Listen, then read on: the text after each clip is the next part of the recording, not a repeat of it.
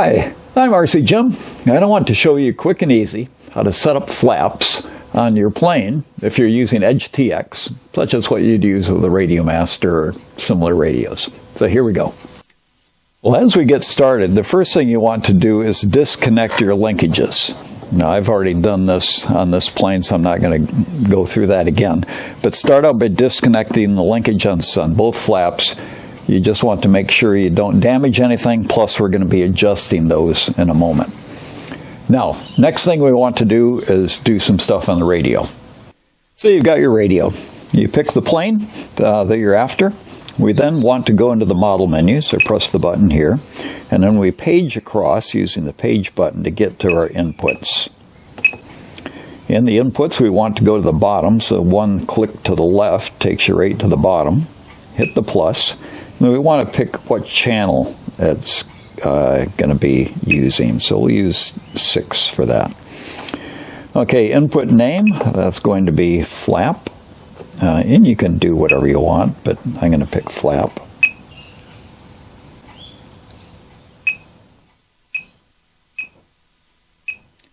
And line name, I'm going to use something similar, but not exactly the same, just in case I need to distinguish where something's coming from. I can know for sure what that is. So I select that. Pick the source, so you touch that, and then just simply work the switch that you're going to use. Okay? And then you can either touch it or press in on the wheel. It's a good idea to have flaps on something that you control with your left hand. If you're going to be landing, this is talking about mode 2. So you're going to be landing, so you're going to be working with the joystick over here with this hand, and it's kind of awkward to do something over there. So I like to use this 3-position switch here. Another good alternative might be to use a slider on that side. You've got the slider over here, and with the slider it's got a detent in the middle, so you can feel where the middle is real easy, and you also can feel the position. Now that's better than a dial, in that the dial you sort of can't just touch it and feel where it is. You can get the detent in the middle, but you'd have to be working it back and forth to know that it was there. Over here on the side you can feel it, and you could have variations to how much flaps. But for me, I'm happy with 3 positions. Just simply take off flaps and landing flaps and no flaps. Suit yourself with regard to that. We're going to start out with a very low rate on this because we want to make sure we don't damage anything. So you want it to move just a small amount. So I'm going to put in 20%, no offset, and we don't have to add a switch. We've already got a switch assigned to it. This would be something that could disable it, but you wouldn't want to do that with flaps. Okay, and no expo. We don't have to worry about the settings down here, but if you had a situation where you only wanted flaps on, say, flight mode 1 and not on the other ones, then you could disable whichever ones that you don't want it operating with, and then that's only operating on flight mode 1. But we want it to be going on all of them, so we make sure that they're all colored in. Okay, we get out of this menu then. And by the way, you can see on this graph over here the position. So you can see that we got 3 positions. So we got 0% in the middle, minus 20 down there when the stick is, or when the switch is in the minus 100 position. The actual output is minus 20. And when the switch is in the plus 100 position, it's got plus 20. So we've got that. So we back out of that, hit the back button there. We now want to go over to the mixes, so we page across to the mixes, and now we need to add flaps in here. So again, one click to the left allows us to be able to pick a plus to add a new one. We pick flap, and that's the one that we just put in there. We are then going to again give it a name, and again I like to have it just slightly different than the other ones. Something where I know what it is, but it's distinguished in case I need to sort something out.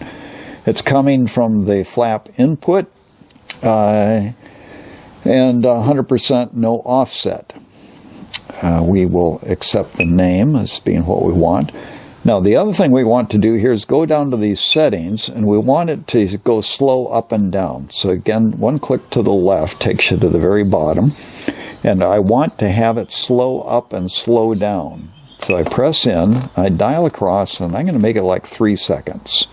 Now, this is for two purposes. One is that when you're flying, you don't want any abrupt changes that really are going to throw you off. You like things to happen gradually so that you can make adjustments should you need to with trim and that type of thing. But the other thing is when we're setting it up, we want it to act slowly so that if it's going to go too far to where it's damaging something, we can quickly get back out of it before it does the damage. So it's helpful that way. Now, having set up the inputs and the mix on the radio for the flaps, we now want to just simply put our switch in the middle, and now we're ready to set things up with a plane. With a switch in the middle, you now have the radio in the 0 position, so you're going to have it go one way to come up and the other way to go down. So what you want to do right now is adjust your linkages to get your flaps to where you think they ought to be in the middle position. If you've got a manual that tells you what that ought to be, you can actually measure it. Otherwise, you just decide, I want a little bit there and I want a little bit more elsewhere or whatever. But you adjust that to be in the middle position, and you make sure that they're both the same. Obviously, you've also made sure that the arms of the servo are in the same sort of position, so they're going to act in the same way. So you set them for the middle position. Okay, with the flaps in the middle position, we've got that there. But what I want to do is I want to go to the inputs, go to the flaps, pick that particular one. We're going to edit it. And then what I want to do is go down here to the weight, highlight that, and then put the switch in what I want for the up flap position. Now you can see that came up a little bit, but not all of the way.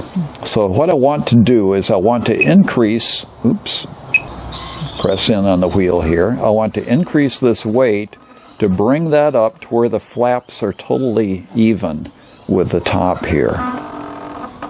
Okay, and I'm also listening for, are the servos jammed or anything like that. So that's pretty level right there on both of them. Okay, so I'm going to select that.